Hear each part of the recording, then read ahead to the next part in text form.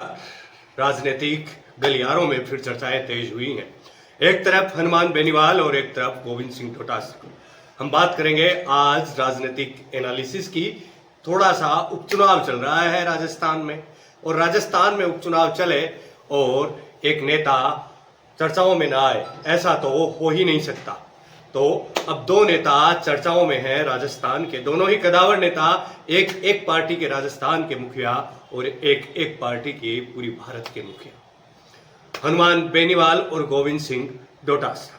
हनुमान बेनीवाल और गोविंद सिंह डोटासरा अब यूं लग रहा है कि एक दूसरे की जड़ें काट रहे हैं और एकदम से आमने सामने नजर आ रहे हैं, क्योंकि हनुमान बेनीवाल चाहते थे कि वो पार्टी से गठबंधन करें, कांग्रेस से गठबंधन करें। गठबंधन के बाद वो अपने किसी एक जानकार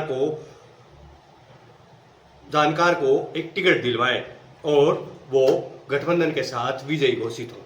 लेकिन गोविंद सिंह डोटासरा, सूत्रों के मुताबिक गोविंद सिंह डोटासरा ने उनके लिए यह राहें बड़ी मुश्किल कर दी। सबसे दिलचस्प टिकट दी है कांग्रेस ने देवली उनियारा और खींवसर सीट से दिए।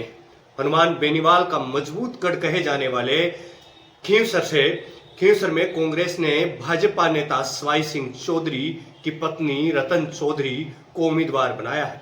अपनी पत्नी को टिकट मिलने के बाद सवाई सिंह चौधरी ने भाजपा की प्राथमिक सदस्यता से इस्तीफा दे दिया।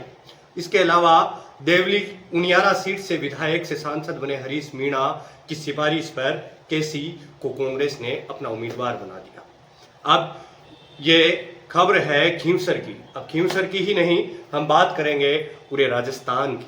खींवसर में तो आपको बता ही दिया कि किस प्रकार से एक बड़े कद्दावर जाट नेता की जड़ें काटने का प्रयास किया जा रहा है एक दूसरे कद्दावर जाट नेता द्वारा। चलिए बात करते हैं। बिना किसी गठबंधन के चुनाव लड़ रही कांग्रेस की जारी सूची में परिवारवाद की छाप नजर आती है।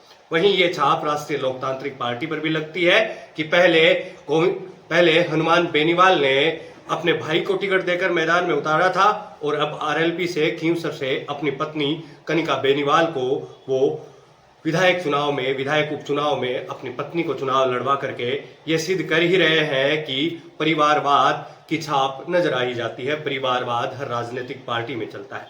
क्या हनुमान बेनीवाल को किसी पर विश्वास नहीं या फिर कोई और बात है? तो चलिए बात करते हैं। परिवारवाद की छाप कांग्रेस में अच्छी तरीके से नजर आती है, तो वहीं दो महिलाओं को टिकट देकर आधी आबादी को साधने की कोशिश की गई है। 7 नामों में एक मुस्लिम चेहरा है, तो जातीय समीकरणों के जरिए भाजपा की मजबूत टिकटों की काट की तलाश की कवायद है। लिस्ट में भाजपा के करीबी रहे नेताओं को भी मौका मिला, तो वहीं कांग्रेस से बगावत करके चुनाव लड़ने वाली महिला नेता को भी पार्टी ने उम्मीदवार बनाया है। यानी भाजपा की रणनीति की तर्ज पर कांग्रेस का पूरा फोकस जिताऊ प्रत्याशी पर ही रहा। कांग्रेस ने 2 नेता पुत्रों को दे दिया टिकट। भाजपा ने 2 सीटों पर नेताओं के परिजनों को टिकट दिया, तो वहीं कांग्रेस ने 2 नेता पुत्रों को चुनावी मैदान में उतार दिया है। भाजपा सरकार में मंत्री किरोड़ी लाल मीणा के भाई जगमोहन मीणा दौसा से उम्मीदवार बने, तो सलूंबर सीट से दिवंगत विधायक अमृतलाल मीणा की पत्नी शांति मीणा को टिकट मिला था। कांग्रेस ने रामगढ़ सीट से सहानुभूति कार्ड खेलते हुए दिवंगत विधायक जुबेर खान के बेटे आर्यन खान और झुंझुनू सीट से विधायक से सांसद बने ब्रिजेंद्र ओला के बेटे अमित ओला को उम्मीदवार बनाया। वहीं कांग्रेस ने 2 महिलाओं को भी मौका दिया। कांग्रेस ने 7 सीटों में से 2 महिलाओं को भी मौका दिया, जिनमें सलूंबर सीट से कांग्रेस से बगावत कर निर्दलीय चुनाव लड़ने वाली रेशम मीणा को टिकट मिला। रेशम मीणा सराड़ा की प्रधान भी रही है। उनका मुकाबला भाजपा की शांति मीणा से होगा। 2018 में रेशमा मीणा को कांग्रेस से टिकट नहीं मिला, तो वो निर्दलीय चुनाव लड़ी, जिस कारण कांग्रेस प्रत्याशी रघुवीर मीणा को हार का सामना करना पड़ा था। भाजपा के विधायक अमृतलाल मीणा सलूंबर से जीते थे। चुनाव के बाद रेशमा मीणा को कांग्रेस से निलंबित कर दिया गया था। दौसा में SC/ST के बीच होगा मुकाबला। कांग्रेस की सूची में दौसा सीट से राजस्थान सरकार में मंत्री किरोड़ी लाल मीणा के भाई जगमोहन मीणा के सामने DC बेरवा को उम्मीदवार बनाया है। DC बेरवा पूर्व प्रधान है और उनकी पत्नी वर्तमान में सरपंच है। सामान्य सीट कही जाने वाली दौसा से अब मुकाबला SC और ST वर्ग के बीच में होगा। ऐसे में इस सीट से सामान्य जाति के निर्दलीय उम्मीदवार की भी चुनाव लड़ने की पूरी संभावनाएं जताई जा रही हैं।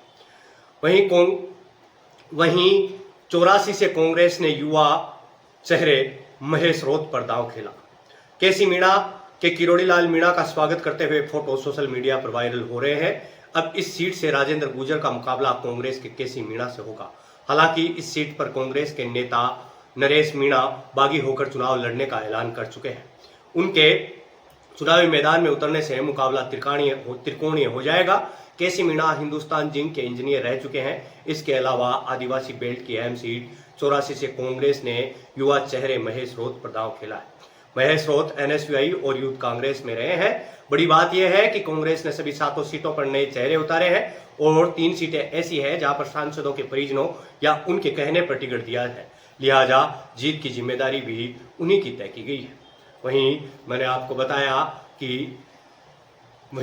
बताया कि हनुमान बेनीवाल कांग्रेस से गठबंधन तो चाहते थे, लेकिन उनका गठबंधन नहीं हो पाया और यह गठबंधन को तोड़ने वाले गोविंद सिंह डोटासरा रहे।